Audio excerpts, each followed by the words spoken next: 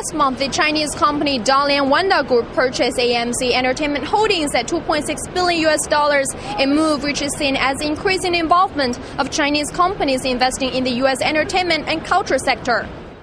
Wanda is believed to have assets totaling $35 billion and is involved in real estate, luxury hotels, tourism, department stores, and entertainment.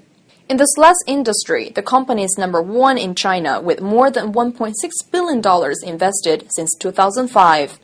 Based in Kansas City, Missouri, AMC Entertainment is the second largest theater chain in North America, operating more than 346 theaters and 5,034 screens in the U.S., second only to Regal Entertainment Group.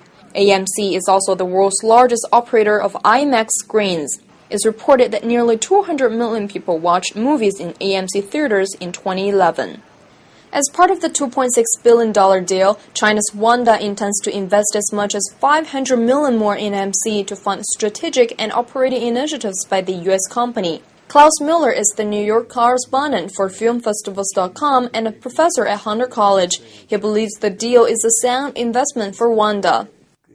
An economic decision, and as you know, Wanda is involved in the real estate, they're involved in owning hotels, they're involved in all kind of other areas, the conglomerate, Going to the movies, the theaters has remained fairly stable, $10 billion, $11 billion per year, so it's a good investment, Previously an Assistant Secretary of Defense for International Security Affairs under President Bill Clinton, Joseph Nye is currently the University Distinguished Service Professor at Harvard University. He said, quote, "If the purchase between Wanda and AMC helps to improve the performance of Chinese films in the U.S. and American films in China, that would be good for the soft power of both countries and a win-win situation." Some experts, however, express concern about management after the transition and suggest that in order to better operate, Wanda, as a foreign company investing in the U.S., needs to spend time learning and observing.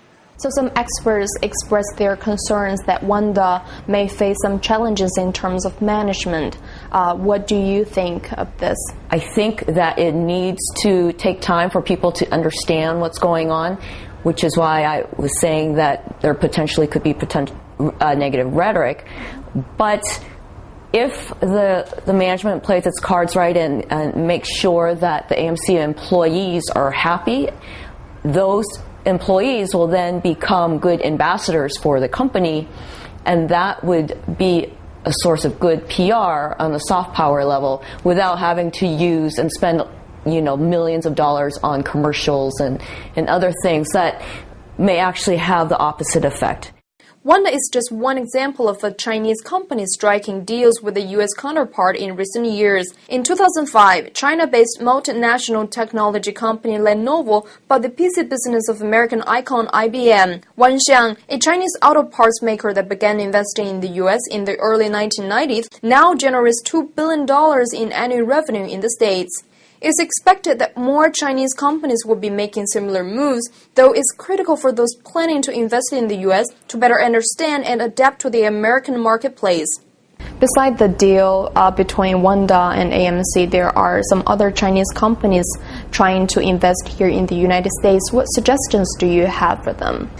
The Chinese companies really need to work with sophisticated public relations firms and marketing firms to really understand the American marketplace. The U.S.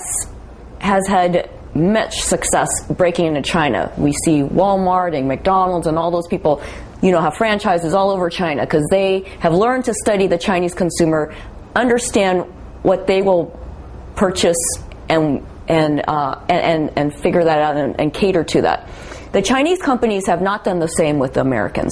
They have practically no idea how an American American consumer will react to certain things. And so until they can study that and really understand the American consumer deeply to be able to classify the different types of consumers they want to go after and understand the psychology and understand how to appeal to their emotions the way that an American retailer can, then they're not going to succeed here, unfortunately, because there's some very sophisticated American companies that have really taken a hold, such as Ralph Lauren knows how to appeal to the old traditional, classic look. Then you've got Abercrombie and Fitch, with the sexy, male models, and people just want to buy into the sex symbol. So all these things are things that I'm not sure the Chinese companies understand yet. They need to really understand psychology first before they can come here and really succeed. According to a study by the Rhodium Group, Chinese foreign direct investment in the U.S. totaled $5.2 billion in 2010 and $4.5 billion in 2011. Yuhan Liu, China Daily, New York.